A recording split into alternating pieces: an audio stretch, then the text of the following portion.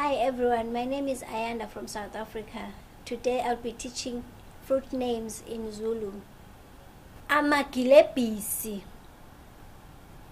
Amagilebhisi. Amagilebhisi means grapes. Amabhimbi.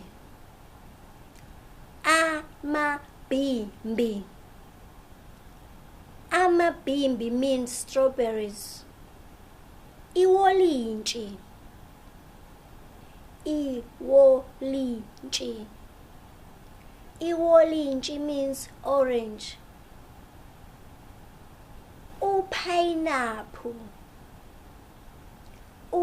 Pineapple. Pineapple means pineapple. Thank you everyone for watching this video. Please like and subscribe to my channel. The link is right down below.